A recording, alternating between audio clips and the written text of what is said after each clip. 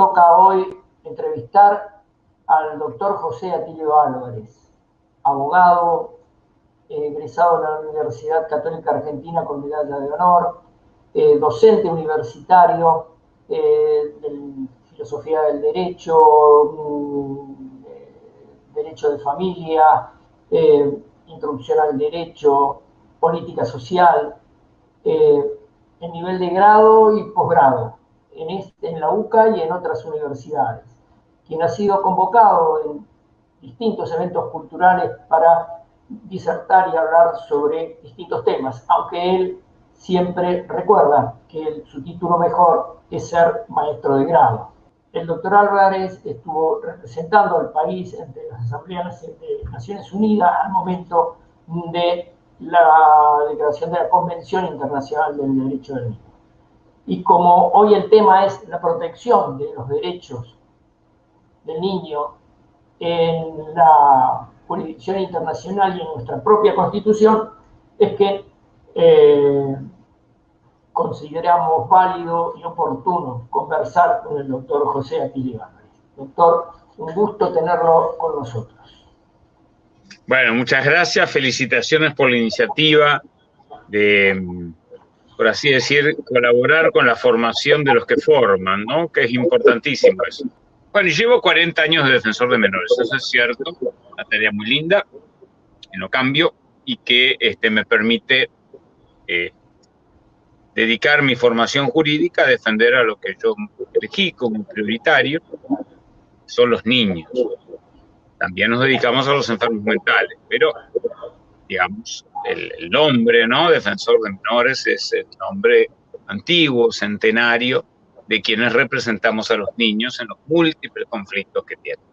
Bueno, doctor, digo, ¿qué representa para una persona tener que, qué significa tener que representar al país en una asamblea como fue la de la Convención? Yo le quiero aclarar lo siguiente. En la asamblea de votación de noviembre del 89 no estuve. Sánchez Arnau representó al país el embajador ante los organismos de derechos humanos de Ginebra. Entonces, sí, yo había tenido ya contacto con el tema de la convención desde la primera formulación, lo que se llamó el proyecto polaco, el proyecto de un gran constitucionalista polaco, Adam Lopatka, proyecto muy cortito de 19 artículos que todavía guardo impreso entre mis recuerdos, y en la gran reunión que se hizo en Buenos Aires en el año 84, marzo del 84, donde se discutieron aspectos vinculados a ese proyecto en primera lectura y donde se elaboró la que después se llamaba cláusula argentina, que es la que salvaguarda el derecho de identidad. Argentina es campeona, es pionera en cuanto al derecho a la identidad. En aquel año, entonces, lo que hicimos fue apoyar desde Buenos Aires, y ya el año siguiente sí participé en todas las reuniones de la Comisión 3, que se llama Naciones Unidas. Así que sí, después tuve, y bueno, por supuesto presenté el primer informe de la Argentina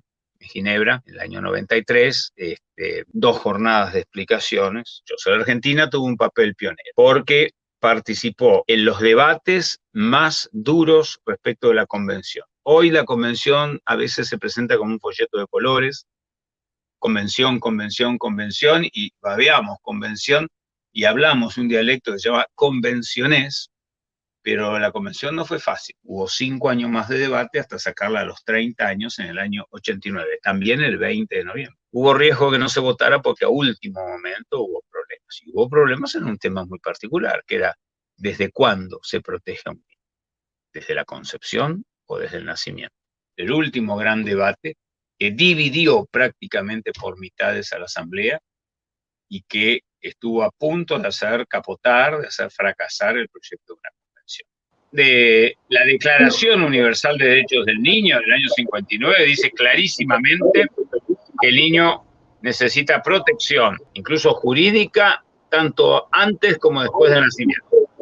Así, clarito, año 50. Después viene toda una ola de cuestionamiento de antes del nacimiento. Entonces, cuando Adam Lopatka, de quien tengo la mejor de las impresiones, falleció en 2004, si mal no recuerdo, hace su primer proyecto, lo que llamamos proyecto polaco. En el artículo primero coloca desde el nacimiento, siguiendo la legislación polaca y del este europeo en aquel momento. Estamos hablando de Polonia, que esto es del año 79. En el año 79 se le encomienda a Adam Lopatka hacer ese proyecto. Que no era un mal proyecto, pero tenía esa particularidad. Cuando llega a debate, una parte de los países, fundamentalmente el GRULAC, o sea, el Grupo Latinoamericano del Caribe, que venía de la tradición del Pacto de San José de Costa Rica, que dice desde la concepción, y otros países europeos, y los países árabes, y los países africanos, dicen no, tiene que ser desde la concepción. Hasta que los diplomáticos siempre ellos encuentran una fórmula de acuerdo, que es no decir nada. Decir, se entiende por niño todo ser humano hasta los 18 años. Pero colocar en el preámbulo, párrafo 9 del preámbulo de la Convención, la cita de la Declaración de Derechos del Niño. Se aceptó esa fórmula ambigua de no decir nada. El artículo primero dice, se entiende por niño todo ser humano hasta los 18 años. Un solo país, hasta el final, dijo, no, esta fórmula va a traer problemas. Tiene que decir desde la concepción. Ese pequeño país, a quien yo honré, Slita chiquito, delegado de Malta, dijo desde la concepción, desde la concepción, desde la concepción. Porque Malta, como la familia, era antigua, pequeña y siempre resistía. La fórmula de consenso, no decir desde cuándo. ¿Y qué hicieron? 10 países, la Unión Soviética, que ya no es tal, la República Democrática Alemana, China y 7 países occidentales. 10 países se presentan y dicen, no votamos si no se aclara que el párrafo 9 del preámbulo no tiene valor interpretativo respecto del artículo. Qué canallada, ¿no?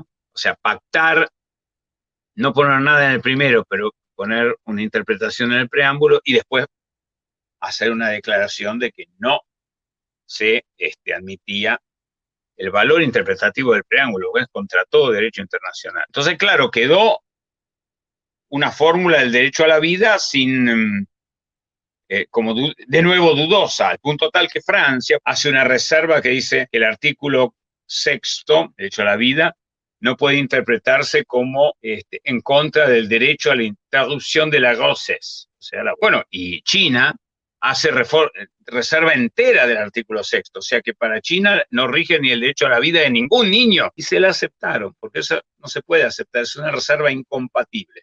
Es como yo hago un tratado de paz, digo, pero reservo el primer artículo que dice hacemos la paz, no hay tratado. Sin embargo, bueno, esto es la realidad de nuestro mundo, es la realidad de las fuerzas que se chocan en ese sentido.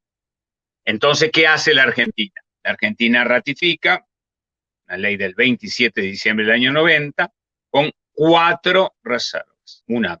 Las 4 muy importantes, pero la más importante, por así decir, es la reserva interpretativa, que para la Argentina el artículo primero tiene que interpretarse desde la concepción. Esa la redacté yo. Reservamos la edad para ir a la guerra, que habían querido que fuera desde los 15 años, nosotros dijimos desde los 18. Y reservamos el tema de la adopción internacional. La Argentina no exporta niños. Pero bueno, luego de esa gran lucha, el Congreso Nacional debía ratificar esa convención. Claro. Así que la Argentina se tiene que sentir muy orgulloso de que su ingreso a la Convención Internacional de Derechos del Niño es con todo. Y tenemos que estar muy atentos para los que digan, no, pero reserva unilateral no vale. Ojo, quien diga eso. Legisladores y legisladoras y legisladores. Quien dice que una reserva internacional no tiene valor, deja o echa por la ventana las reservas internacionales sobre Malvinas que nosotros hacemos en todos los tratados. La reserva es la condición de vigencia para nosotros. La acepte o no la acepte alguno de la Conferencia Internacional. Entonces, los que dicen para promover el aborto que la reserva unilateral no tiene sentido, si lo dicen en serio respecto de todas las reservas unilaterales de la Argentina, incluyendo la soberanía sobre Malvinas, lo digo sin pelos en la lengua, son infames traidores al... Pero, ¿y cómo fue entonces que ese Congreso del 90 lo aprobó así tan rápidamente? Bueno, me encargué yo de hablar, y sobre todo de hablar con la presidenta de la Comisión de Minoría y Familia, Florentina Gómez Miranda. Feminista de la primera hora y defensora de la mujer, pero una persona íntegra. Florentina dirigía la comisión, o sea que podía haber encabezado la oposición a la reserva. Entonces la voy a ver, nosotros nos conocíamos. Entonces lo hablábamos, nos habíamos conocido en el año de las grandes reformas de familia de la gente. Y entonces cuando le digo, mirá, tenemos esto. Y fíjese lo que me dice una persona que no piensa como nosotros, pensaba, ahora les voy a contar, pero que es inteligente. Dijo, pero tenés razón, Atilio. Si para defender el derecho de la mujer a elegir, a decidir sobre su propia vida, no es necesario privarle de naturaleza jurídica, de personalidad jurídica a la persona por nacer. Entonces, se respeta al adversario cuando es digno, aunque no pensemos igual. Jamás se le hubiera ocurrido a Florentina Gómez Miranda decir que una reserva unilateral sobre Malvinas no era válida. Eso lo dicen algunos ahora. Lo dicen los infames traidores a la patria. Los que tienen el valor de defender sus ideas sin mezclar, fíjese el razonamiento. Para defender la decisión de la mujer no necesito privarle de personalidad jurídica a la persona por nacer. Que quiere decir no hacerlo sujeto de derecho. Quiere decir que no puede recibir una herencia o tener un legado. Hasta el mismo Código Civil y Comercial actual se lo permite. Entonces hay que ser cuidadoso en los argumentos. Hay que ser muy cuidadoso en los argumentos. Y no se pueden ampliar o extrapolar de modo tal que destruyan todo el sistema jurídico y todo el sistema de convivencia. Entonces, así fue, se votó a conciencia y se votó por unanimidad la ratificación a la convención el 27 fue en diputados, el 27 de septiembre del 90 fue por unanimidad, en el Senado también, con las 4 reservas. Por eso el que desde algunos ámbitos de interés quiera levantarla, cuídese, hay argentinos vivos que la defendemos y hay otros argentinos que ya no están que la defienden también. Cuídense los que quieran tocar las reservas argentinas a la convención, porque no sea cosa que la historia los marque como infames traidores a la patria.